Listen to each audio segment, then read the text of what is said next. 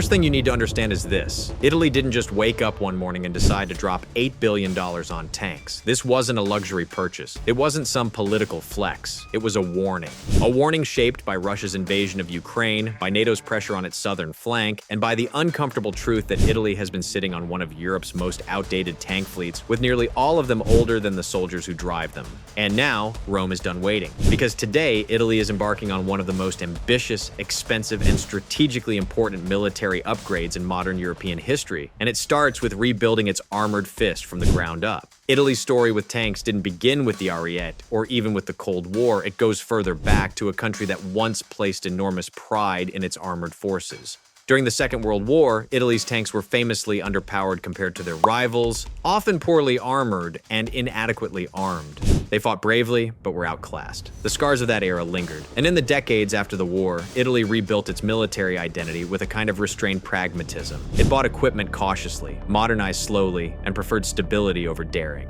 But in the background, Italy always kept something of a quiet ambition, to have a mechanized force that could stand shoulder to shoulder with Europe's best. That is where our story begins. For decades, Italy has lived with this quiet unease, a main battle tank fleet that was, in truth, a relic. When the Ariete entered service in the 1990s, it wasn't terrible. It wasn't groundbreaking, it wasn't revolutionary, it was fine. It was Italy's attempt to create an all-Italian tank built through national industry, with decent mobility and a respectable gun. But over time, fine became outdated, and then outdated became barely functional. Of the roughly 200 Ariete tanks originally produced, only about 50 are operational today, according to Italian parliamentary reports. Spare parts became scarce. Upgrades stalled. Armor protection fell behind NATO standards. In a modern battlefield shaped by top attack missiles, drones, and high-precision artillery, the Ariete would not last long, and Italy knew it. For years, senior Italian officers quietly warned Parliament that the tank fleet was structurally insufficient, their words carefully recorded in committee sessions but rarely discussed in mainstream political debate.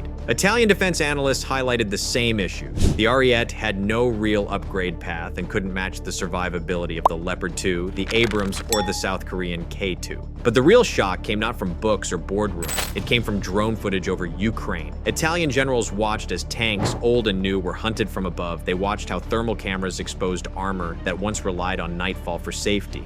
They watched the precision of modern anti-tank missiles. They watched the chaos of drone swarm battlefields where a $5,000 FPV could disable a multi-million-dollar machine. The message was unmistakable. The age of old armor was over. A tank built in the 1990s would not survive the battlefield of the 2020s. Italy couldn't postpone modernization anymore. So, in 2025, Italy's parliament approved one of the largest armored procurement programs in Western Europe, an $8 billion modernization package running all the way to 2038.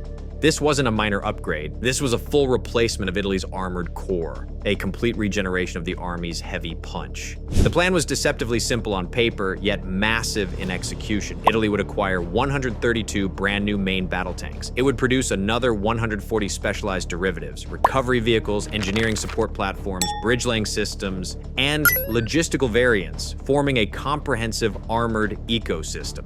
The Ariete fleet would be retired completely, and the Italian army's entire heavy component, its armored brigades and mechanized divisions, would be rebuilt from the ground up. This wasn't Italy buying a machine. This was Italy buying a future. A fleet this large makes Italy not just a customer, but the launch customer for a next-generation tank platform that European industry desperately wants to export globally. And Italy didn't pick just any tank. It picked a platform that made headlines the moment it was revealed. The Rheinmetall Panther KF51. Let's talk about the Panther in the room. When Rheinmetall unveiled the Panther in 2022, it was like dropping a stone into a still lake. The ripples spread instantly. Analysts noticed, militaries noticed, journalists noticed, because the Panther wasn't just another tank. It was a prototype designed around the question, what will the next war look like? Not the wars of the early 2000s, not the asymmetric insurgencies in Afghanistan or Iraq, but the wars that modern great powers might fight, wars drenched in drones, sensors, precision weapons, and data. The Panther was built for that world. It integrates drone control directly into the turret. It uses AI-assisted fire control systems. It has 360-degree situational awareness sensors. Its armor is modular and upgradable. And its main gun, a huge 130mm weapon, was designed because Rheinmetall believed the classic 120mm gun used by NATO tanks was approaching its limits against the newest Russian armor designs. But here's where Italy's decision becomes interesting. The Panther Italy is purchasing does not fully exist yet. It is a blueprint, a concept, a skeleton waiting for flesh. Italy is not buying a finished product. Italy is helping create it. The new joint venture LRMV, Leonardo Rheinmetall Military Vehicles, transforms Italy from consumer to co-creator. Leonardo brings decades of experience in electronics, sensor suites, communications, and manufacturing. Rheinmetall brings armor science, heavy weapons expertise, and a deep understanding of battlefield survivability.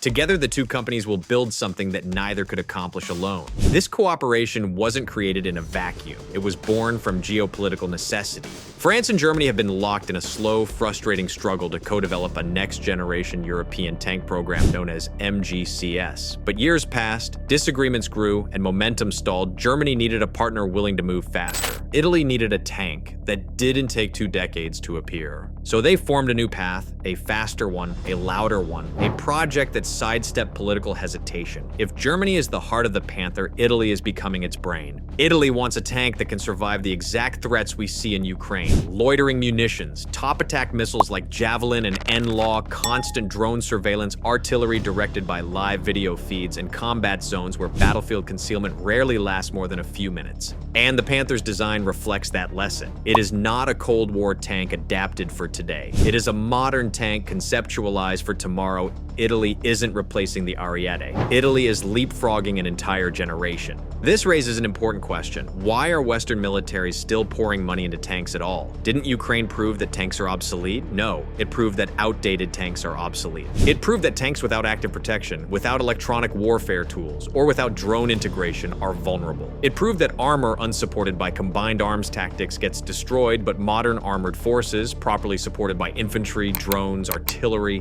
air defenses, and electronic warfare, remain decisive, especially in offensive operations. NATO's own studies, published through multiple alliance research centers, reached a unanimous conclusion. Europe needs more armored brigades, not fewer. Italy's geography reinforces this. The country is famous for its coastline, but its tanks are not built for beaches. They are built for Europe, for NATO's eastern flank, for alpine defense in the north, for rapid reinforcement missions through Slovenia or Austria, for stability operations in the Balkans, for supporting French, German, Polish, or American forces in a wider European crisis. When Italy participates in NATO's largest exercises, Steadfast Defender, Defender Europe, it becomes painfully clear how badly Italy needs a modern heavy component. In these drills, heavy armor is the backbone of any high-intensity scenario. Italy cannot keep sending underpowered relics into simulation after simulation. The alliance expects Italy to contribute a real armored punch. Armored warfare didn't die. It evolved, and Italy has chosen to evolve with it, but this is just one part of a larger story, a much larger one. Because while the tank program may be the largest single investment, it sits inside a vast and interconnected transformation across Italy's entire military. In the air, Italy has been quietly assembling one of Europe's most advanced air forces. The F-35 program is not just a purchase for Italy, it is a strategic foundation. The country is the only one outside the United States with its own F-35B maintenance and final assembly line located in Cameri.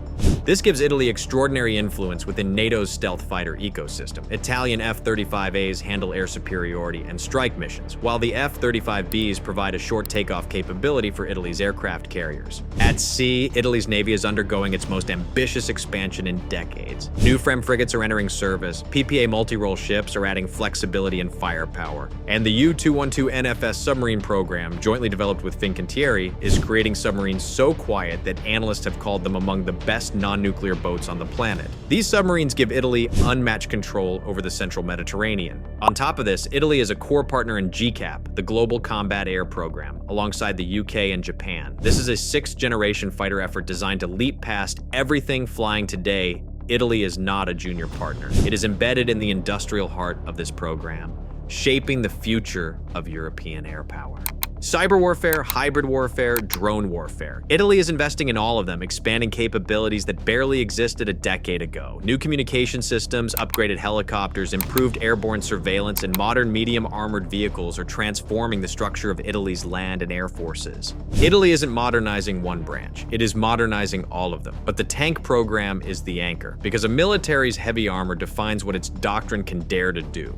For decades, Italy built forces optimized for peacekeeping, light expeditions, expeditionary missions, and stability operations. But the world has changed, Europe has changed, and the doctrine must change with it. Italy now needs the ability to fight in high-intensity environments alongside Europe's biggest militaries. This modernization, in its entirety, is Italy preparing for a continent that no longer feels safe. So why now? Why, after decades of underinvestment, is Italy suddenly rearming? Part of the answer is Russia. Italy may not border Russia, but NATO does, and Italy is one of the pillars of NATO's southern strategy. If a major conflict ever erupted in Europe, one bigger than Ukraine, Italian troops, equipment, aircraft, and ships would be essential from the very first days. Italy cannot afford to field outdated armor in a world where high-intensity conflict is now more than theoretical. Part of the answer is geography. Italy sits at the crossroads of European, Middle Eastern, and North African security. The Mediterranean is more unstable today than it has been in decades. Tensions with Turkey, instability in Libya, Wagner mercenary influence across Africa, migration flows tied to conflict and climate pressure, energy routes, shipping lanes, choke points. Italy sits in the middle of all of them, and part of the answer is political. Under Prime Minister Giorgia Meloni, Italy has taken a clearer, more assertive stance on defense. Not aggressive, but unflinching. Her administration has repeatedly argued that peace cannot be the foundation of a defense strategy, only capability can.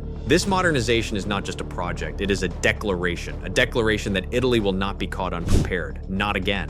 The consequences of Italy's modernization will ripple far beyond Rome. A fully modern Italian armored corps strengthens NATO's southern and central fronts. It makes alliance operations smoother, more consistent, more interoperable. A next-generation tank co-designed by Italy and Germany creates an industrial rival to the French MGCS project and accelerates European rearmament. It shifts the balance of power in southern Europe. It strengthens Europe's collective defense, and it gives Italy a stronger voice in NATO's future. But maybe the most important effect is psychological. For decades, Italy's role within NATO was important but understated a support pillar, a dependable contributor, a middle power with a strong navy but limited heavy land capabilities. Now, that identity is changing. Italy is no longer satisfied being a background influence. It is stepping forward, not just a consumer of security, but a producer, not a passenger, but a driver. So here's the truth. Italy's $8 billion tank program isn't about building a shiny machine to show off at parades. It's about correcting decades of neglect, embracing technological change, and preparing for a future in which European security is no longer a guarantee. The Italian army that emerges in the 2030s will look nothing like the one that exists today. It will be digitally connected, networked, protected, armed with next-generation armor, backed by stealth fighters, advanced submarines, and cyber warfare capabilities. This is Italy rearming for a new era, not out of ambition, but out of necessity. And the Panther is only the beginning. If you want deep dives into the weapons shaping our world, subscribe because we're just getting started.